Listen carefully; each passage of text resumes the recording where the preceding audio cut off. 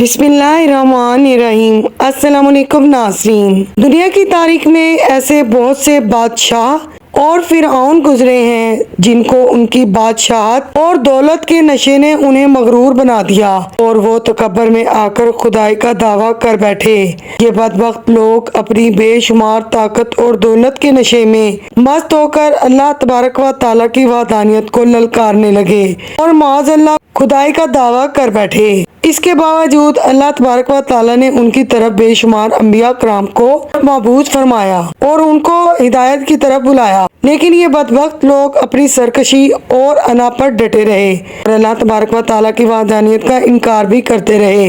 پھر جب یہ لوگ قابل ہدایت نہ رہے تو اللہ تبارک و تعالیٰ نے ان بدبخت لوگوں کو نشان عبرت بنا دیا اور ان لوگوں کو تباہ و برباد کر دیا اور ان بدبخت لوگوں کے نشان کو صفحہ ہستی سے ہی مٹا دیا۔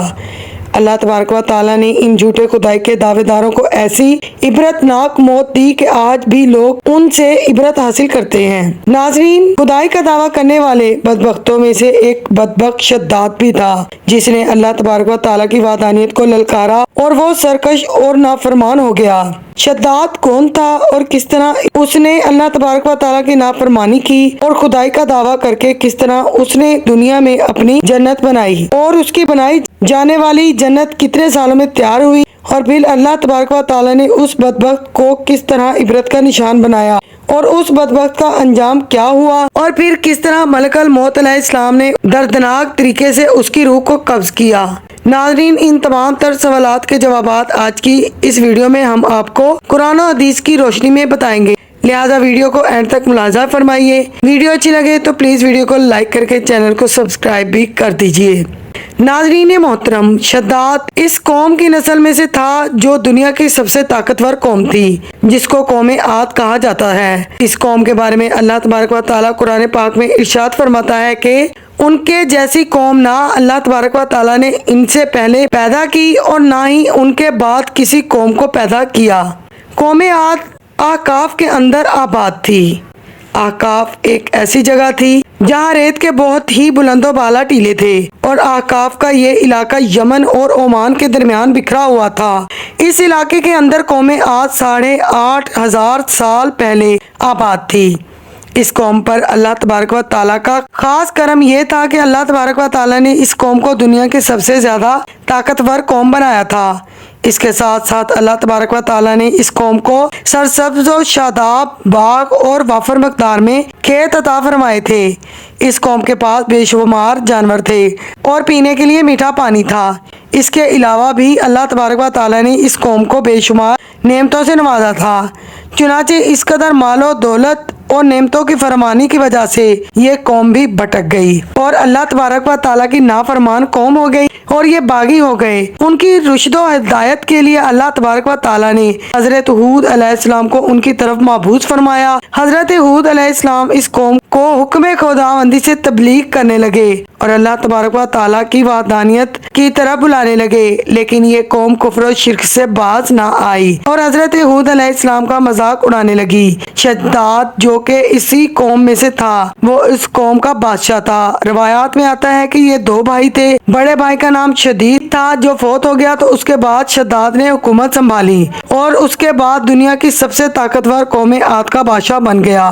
ناظرین، شداد ایک وسیع و عریض سلطنت کا بادشاہ تھا۔ اس کی بادشاہت یمن سے لے کر عراق تک اور بعض روایات کے مطابق ایران تک پھیلی ہوئی تھی۔ شداد نے اپنی بادشاہت کے بلبوتے پر بڑے بڑے بادشاہوں کو زیر کر لیا تھا، چنانچہ اس بدبخت کو حضرت ہود علیہ السلام نے سمجھانے کی بہت کوشش کی، لیکن اس کا دل بھی بند ہو چکا تھا۔ چنانچہ جب حضرت ہود علیہ السلام نے شداد کو اللہ تبارک و تعالیٰ کی طرف بلایا اور خدا کی عبادت کرنے کا حکم دیا تو اس وقت شداد اور حضرت ہود کے درمیان ایک زبردست مکالمہ ہوا، جس کے نتیجے میں شداد نے حضرت ہود سے پوچھا کہ اگر میں اللہ پر ایمان لے آؤں تو مجھے کیا حاصل ہوگا؟ تو اس وقت حضرت ہود علیہ السلام نے شداد سے کہا کہ اگر تم خدا کی بندگی کرو تو تم پر جنت حلال ہو جائے گی۔ شداد نے حضرت ہود علیہ السلام سے پوچھا کہ جنت کیا ہے؟ تو حضرت ہود علیہ السلام نے شداد کو جنت کی نعمتوں کے بارے میں بتلایا اور جنت کا نقشہ بھی بتایا۔ حضرت ہود علیہ السلام کی باتیں سن کر شداد نے مذاق اڑایا۔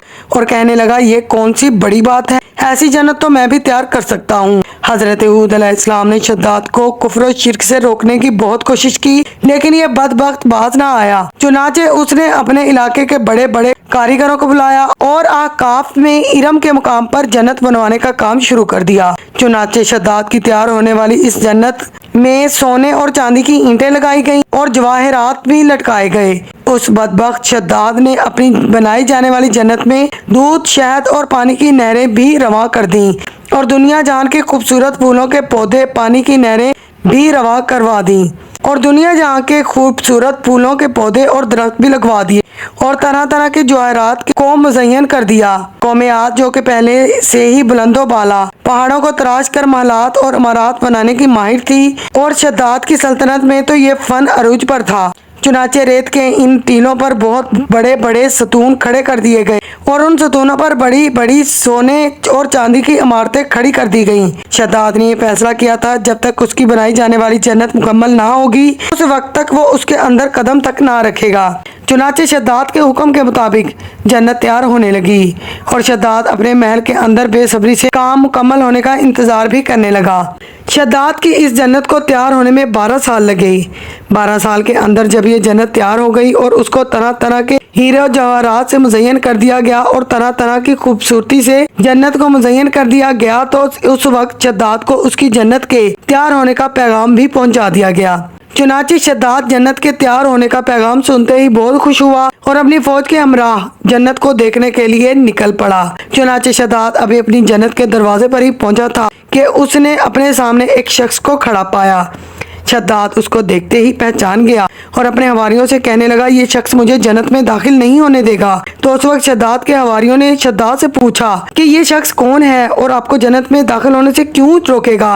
تو شداد بولا کہ یہ ملک الموت علیہ السلام ہیں، یہ میری روح قبض کرنے کے لیے آئے ہیں اور یہ مجھے جنت میں داخل نہیں ہونے دیں گے۔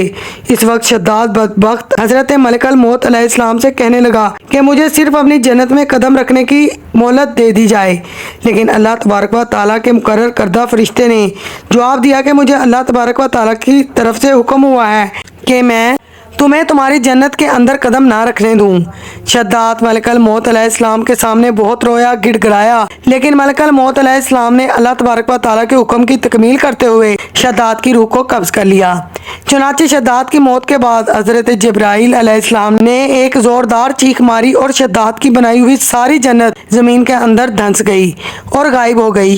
شداد کی اس عبرتناک موت کے بعد حضرت ہود علیہ السلام نے قوم عاد کو بارہا سمجھایا، لیکن قوم عاد باز نہ آئی۔ حالانکہ شداد کا یہ انجام قوم عاد کے لیے کافی تھا، لیکن وہ باز نہ آئے۔ حضرت ہود علیہ السلام نے قوم عاد کو شداد کا انجام بتا کر راہ راست پر لانے کی بہت کوشش کی، لیکن قوم عاد باز نہ آئی اور اللہ تبارک و تعالیٰ کی نافرمانیاں کرتی رہی، یہاں تک کہ حضرت ہود علیہ السلام مایوس ہو گئے۔ اس وقت جب قوم عاد قابل ہدایت نہ رہی تو اللہ تبارک و تعالیٰ نے حضرت ہود علیہ السلام کو حکم دیا کہ وہ اپنے ساتھیوں کو لے کر اس علاقے سے چلے جائیں۔ اللہ کا حکم پاتے ہی حضرت ہود علیہ السلام نے ایک بار پھر قوم عاد کو ہدایت کی طرف بلایا، مگر وہ باز نہ آئے تو حضرت ہود علیہ السلام اپنے ساتھیوں کو لے کر وہاں سے چلے گئے۔ پھر اللہ تبارک و تعالیٰ نے قوم عاد پر حضرت ہود علیہ السلام کے جانے کے بعد خوفناک آندھیاں مقرر کر دیں۔ اللہ کی طرف سے آنے والی آندھیاں اور طوفان 7 راتیں اور 8 دن تک چلتی رہیں، یہاں تک کہ وہ قوم اپنے بلند ستونوں، سونے اور چاندی کی عمارتوں سمیت زمین کے اندر دھنسا کر غرق کر دیے گئے۔ اور اللہ تبارک و تعالیٰ نے اس قوم کے اوپر اس قدر دردناک اور خوفناک عذاب نازل فرمایا کہ اس قوم کا نام و نشان صفحہ ہستی سے مٹا دیا گیا۔ جس وادی کے اندر بڑے بڑے بلند و بالا محلات تھے، وہ تمام کی تمام وادی ریت کے زراعت کے اندر تبدیل ہو گئی۔ قوم عاد کو اللہ تبارک و تعالیٰ نے اس طرح غرق کیا کہ وہاں ریت کے ٹیلوں کے سوا کچھ بھی نہ بچا، ان کا نام و نشان بھی ختم ہو گیا۔